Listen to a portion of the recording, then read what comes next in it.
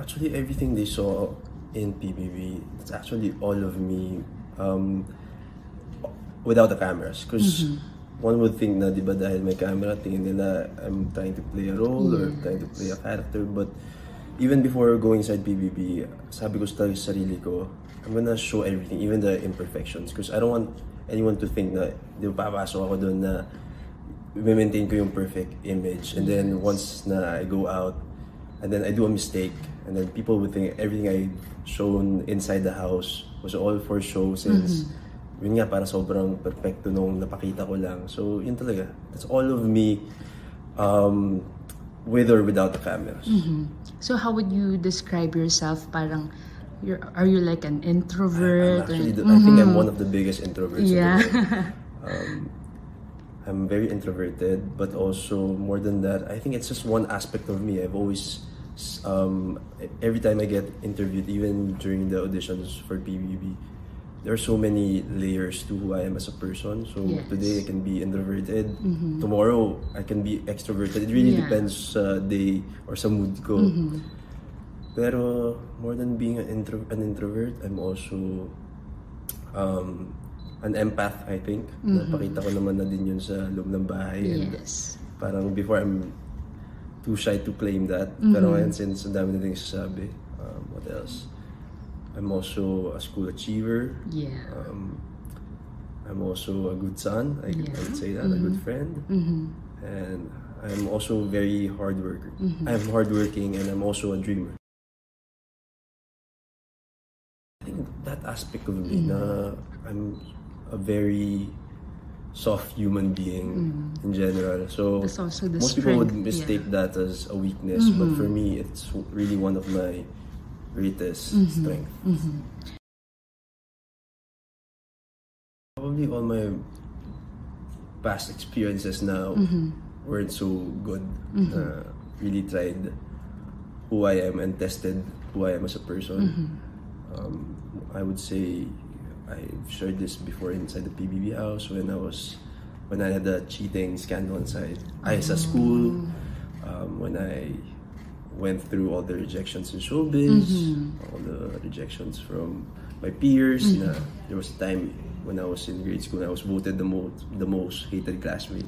Wow, so really? Those things really stuck with me. I didn't really take them to heart, pero they would stick with you kasi even though you try to get past them, parang looking back now na I would always tell myself na I wish I was kinder to my younger self. Because before, parang I just let it be. Parang pabayaan ko na lang ganun. Pero ngayon siya nagsama-sama.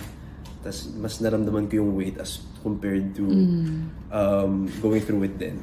So now, I feel like I wasn't the nicest to myself because I would always say to myself before when I was younger that I deserved it, or it was teaching me accountability. Actually, no po. Before, I was the average student lang. There was even a time na I was in the last section or I would almost fail. But of course, as I mentioned earlier, I had an experience before, the cheating issue in school. So, more than proving everyone that I can do it, I wanted to prove to myself that I could do it. So, that's what happened. And then, even in LaSalle, I wasn't even that studious sa school. It just happened. There was a time na I was consistent with being Dean's Lister, but there was a time that I almost failed physics. I won't forget this. So, I had to strive harder. That's why I became cum laude. Time before, I was in third year high school. So, marami kasi akong friends sa other sections. And before, we would have quiz booklets. And then, inside, the day before we had the quiz, nagkaroon ng quiz muna yung friends ko from the other section. Okay. And we kept the quiz booklets in the bookshelves. So, sinilip ko. Akala nila, I was trying to, parang loko-loko lang, parang pinagtripan ko lang yung mga friends ko from the other section. And then, yun, sinumbong ako, and then they wanted me to do a public apology. It was that bad. Like, Every day, I was really tormented for it. And before, parang it really felt like the end of the world because at the time, I was only 14 and parang feel ko public shaming nung time na yun. But yeah, I understand now that I was only being held accountable. Yun. And then parang there's this one teacher who told me na, I know, out of all the teachers who shamed me for it, there's this one teacher who told me na, I know you can do it. Yeah. And then, yun, parang nag-sudden switch sa akin na pag-igihan yung pag-aaral ko. Gets din po yun kung saan pinanggagalingan ng mga teachers na pinagalitan ako that time because it's really my mistake din. So, Facebook, I think. Facebook. But yeah, I was posted sa mga status ng mga teachers and everyone was tagging. Gano'n siya kalala. Actually, my parents really wanted me to do school first, like really focus on it. They didn't allow me to do any job before before makagraduate. So right after, like a week after po akong mag-graduate, nag-viral po kasi yung grad photo ko sa Lasal. So viral. So pinatawag ako sa Star Magic para mag-audition. Tapos I landed the modeling gig for Family to say that. Nagsunod-sunod po talaga. So, yun, I think right that's after. That's a start. With that photo. With that photo. Wow. Wala po talaga. Walang kasi plans. Yung course ko po sa Lasal, it was advertising. So, more on behind the camera talaga. And I'm very awkward and yun nga, I'm the biggest introvert in the world. So, I could never imagine like working in front of the camera. But then, the opportunity presented itself and parang, who am I to say no to that? So, yun, tinanggap ko na lang po. And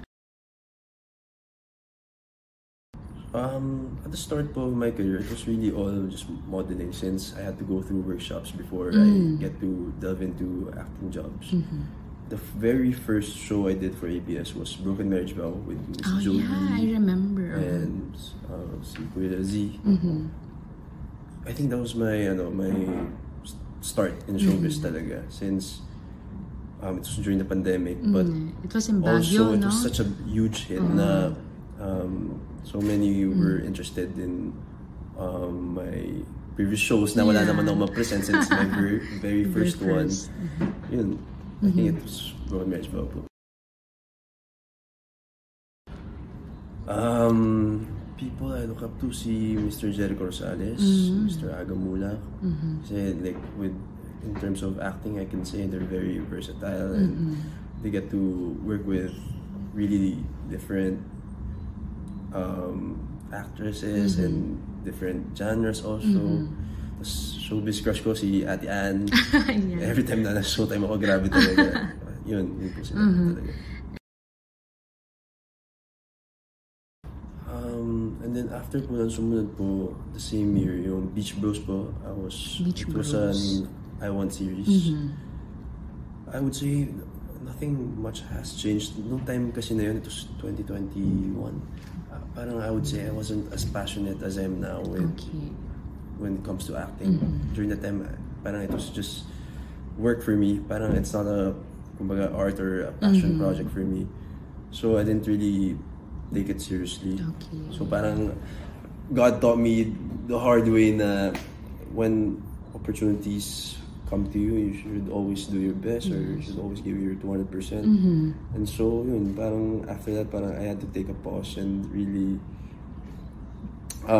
navigate muna who I am as an actor and how do I want to present myself as an actor. So yun po. So ngayon, tong For Bad Boys and Me, I would say parang bumalik yung groove ko as an actor because I really I didn't get it through being handpicked. I went through auditions. Yes po. Kaya ito masasabi ko talaga na marami din pinagdaan bago makuha yung role na to. Tapos, yung character ko po talaga, sa book 2 pa siya dapat. But I think may pasilip sila sa book 1. So pinasok nila para if ever man may introduction na yung role. So Si Sean dito, siya yung good boy. So, hindi ko may 4 bad boys. Siya yung good boy dito. Hindi ko sure kung magiging karibal kasi hindi pa natin pwedeng sabihin yun. But for now, yun mo pwede ko siya. Actually, we only had 7 taping days in total. So, it's very short for a project. But I would say, buti na lang po magkaka-age po kaming so kahit sobrang ikli ng time, ang laki nung mga nalaman namin, dami na nalaman sa isa't isa. And kahit maikli yung naging taping namin, buti nga talaga we had PBB. Kasi for me, 7 days wasn't enough for me to get to know AC and River better. But yun nga, yung sa PBB really helped. Honestly, even like a few days before the audition, I was still going back and forth. Should I do it? Should I not do it? Parang, would it hurt me more than help me? May mga ganun. Kasi PBB is really scary because marami siyang pros pero sobrang dami rin yung cons. So, what made me wanna do it? Parang na-feel ko na I gave this as a sign that if this didn't work out for me, probably showbiz isn't really for me. Yeah. To that point. Because I've gone through so many rejections after nung Broken Marriage Vow, and then yung Beach Bros. Parang I was presented shows that I was gonna be part of, but in the end it didn't materialize. And so after all the failures and rejections in showbiz, parang is there a reason to stay pa? Since I had another industry I was working with, parang, and it was really doing well. So maybe I'm meant for this and not meant for showbiz. So yun, parang sige, itong PBB try natin. Baka pag hindi na nag-work to, okay, last na to. Last straw ko na talaga. Honestly, I don't think there was enough preparation for it. Because once you get in, you're only gonna find out a few days before entering the house. So I took the hotel as time for me to really that's the only time. Prepare myself and syempre give myself assurance that whatever comes out of my PBB journey, and what's important is I know myself better than anyone. So kasi hindi mo rin kontrolado kung paano ka mapipaint eh. So correct, whatever comes out of it, I've told a few of my followers before entering you know my heart and that's what matters. So as long as there are a few people who really truly know the real me, that's what's important. Kasi medyo totoo naman eh, yung mga the way I was painted. Siguro yung mga positive, syempre nakita nila, pero yung mga negative, some of them were like they told me na I was really quiet, pero siguro like yung the way it was presented also, na parang it didn't have depth, my quietness. For me kasi yung pagiging quiet ko, pagiging still ko, it wasn't really just to be quiet, because I think it was more of me observing first and doing the work to really assess how I include myself in the situations, kasi ayoko naman bumoses lang agad or make it seem like I have such a loud personality just for the sake na I give them a good show. Kasi in the first place, it was really who I am. And if they wanted to see the real me, because that's the point of the entire show, yung pagpapakatotoo. Then, of course, I wouldn't fake them. I wouldn't fake that personality na, kasi may work personality din po ako tulad ngayon na I get to talk so many sentences or say so many sentences, pero the real me talagang I'm kept to myself. Usually you'd find me in a corner. That's the real me. That narrative changed to when narinig na nila ako na nakikipag-away na ako, mga ganun. So yun na talaga, wala na talaga silang masabi about me. Greatest lesson, I would say that it's okay to be vulnerable, because I really went in na I was so scared to show my emotions, because I really grew up very emotionally unavailable, even with my own family, with my own parents. Parang I can count the number of times I cried to my mom, parang less than 5 times. So I would usually just cry to myself, like in my bed. Pero like imagine inside that house, there's not one corner na walang camera. Even the trash bins inside the house, may sariling camera. Wow. So talagang pigil na pigil po talaga ako umiyak during the first few weeks. And it was actually mistaken na I was heartless for it, because everyone would be crying during eviction, and then I'd be smiling, or I won't show any sign of emotion. But during those times, parang sasabog na ako, ganun po yung pakiramdam. But gradually, I learned how to show my emotions, and that it's okay to be vulnerable, and it won't be mistaken as a sign of weakness, or yun talaga. I think I'm also very lucky with the batch of housemates, because all the boys are also very emotional. So they kind of taught me na it's okay to cry. It's okay to cry. Most challenging. Ang dami. Aside from the yung pagpapakita ng emotions. Siguro yung having to live with so many people, because I grew up, I've been living in a condo for more than 10 years now. Alone. And even in our family home, I had my own room. So having to share a room with 9 other boys na all very loud personalities. And sometimes pakagising pa lang, ubos na yung social battery ko, kasi lahat po talaga sila sobrang extroverted. It was very challenging, but yun nga, I'm very lucky na yung set of housemates ngayon are also very understanding. So whenever I needed room for to breathe, or room for isolation, or room to really self-reflect, they would give me that.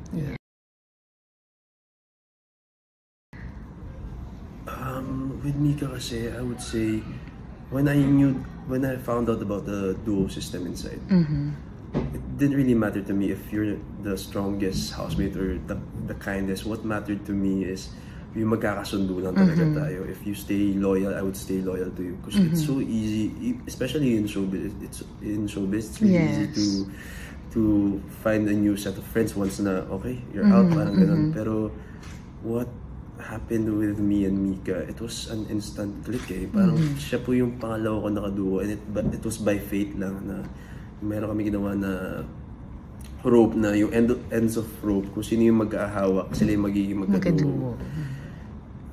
Yun pa lang, second week pa lang alam ko na siya na yung gusto maka-final duo. Even before knowing na there was a chance na magkakaroon ng final duo. During the times na we had to choose, parang we would try to look for loopholes just so we could be duos again. Kaya swerte namin na early on sa journey namin, nahanap na namin yung isa't isa. Kasi I couldn't imagine like having gone through all the challenges inside the house na I didn't have her to really keep me in check. Pag I was acting out of character, kasi minsan talaga they would test you na parang palabas yung galit mo talaga. And sometimes diba yung mga ganung bagay, mapapakita mo lang talaga pag nasa boiling point ka na. Pero with her, even if I was in my boiling point na maintain ko pa rin yung temper ko, because she's there to guide me. And when it comes to supporters, we weren't really expecting it, kasi imagine she came in, siya yung most controversial housemate, and yun nga, nasabay na ako na red flags, tapos ako po yung least desirable na makaduo doon sa loob ng bahay ni Kuya. So akala namin whatever was happening inside the house was also translating outside the house. So we were thinking, oh, probably people didn't like us also. Pero it was pala, the opposite. So yun, sobrang saya po. Ako naman po kasi even before joining PBB, I would never read comments, because there was a time before when I was starting out in showbiz, I would try to look for comments just to improve myself. Pero when I realized na it wasn't healthy, I stopped doing it. So after PBB, I promised na I would delete all the apps first. Mga 2 days, let it die down first. But when I came across some of them, wala, in and out. Okay. Pag constructive, syempre, more on internal work na lang. Really try to improve those comments na I think would really help me. But if it's meant to really just bring me down and make me feel bad about myself, I would just ignore them. Yun, parang ang dami pong nakakita sa akin. I feel so seen talaga. Parang, even my mom would tell me, don't worry about all the... Pag may makabasa kang isang negative comment, 100 yung nagtatanggol sa'yo. Wow. And meron ako na-come across na gano'n na, wow, like, they really saw the real me na for so long, it was never seen kasi nga, yun nga yung facade ko is really this cold person because I'm so quiet and most of the time I look so tough. So, I think it really helped the audience understand me better. And also, it helped me understand myself better. That's nice. With the blessings and dami, it's really pouring. It's in For sure. things I've only dreamt of before na I never thought would happen. And now they're happening in front of me and in a flash. Like even like getting a page dedicated to my journey in showbiz, that's wow. Like, it's really unexpected, I would say. So yeah, yun po. Ang dami din. Dami. I wish I could tell more like in detail, but this would take hours. Yes, I know. And of course, even the fans, like I know I haven't been this perfect guy anymore because that was I was trying to portray before joining PBB, but then they've shown all they've seen the imperfections already, and they still stood by me. So. Yun, that's a blessing to me. Yes. So for Bad Boys, yung dream role ko na po yun actually. Sean, yung parang good boy. Kasi most of the time bad boy na bibigay sa akin. But I would say kung magkaka-dream role ako, yung parang mga K-drama adaptation. Yung mga masungit na CEO. Yun talaga. Mga rom-com ba? Ganon? Something light lang. Especially now, I haven't been given much opportunity to really portray those characters. So if ever man, I hope yun po yung first na mabigay. If hindi naman yun, siguro something like yung mga 7 Sundays, yung Kuya Aga na magkakapatid. So it's very close to heart kasi marami rin po magkakapatid. Si Ate Ann. Agad. Automatic. I'm open to working with anyone. Siyempre, wala naman na po akong ano dun sa idon. But, yun, hopefully someone na makakasundo ko din. Kasi yun naman importante pag it's easier to build chemistry when it's with someone na you get along with. Yung ito so far, ito pa lang po for Bad Boys and Me. Tapos meron din po kaming big collab concert sa Araneta Coliseum. Yes. It's on August 10. And then yung ano yung aabangan doon pala? Sobrang dami. As in, hindi talaga ako nagjo-joke po. Nung nakita na nag-pre-prod na kami, parang wow. So may mga akala nila, kasi nag-concert na rin po kami sa loob ng bahay. Yes, I watched that. So akala nila, baka save lang doon. Guys, totally different. Sobrang iba po talaga. Okay. For me, success is ever evolving. It always changes. I mean, not naman na I don't get contented with what I have. For me, it's important to never stop growing. So for now, I'm the big winner of the PBB Celebrity Collab Edition. But right now, I also want to be well-acclaimed actor, so that's the next goal for me. I want to really improve on my acting skills. Hopefully, I get to do that. That's the next one for me. That's nice.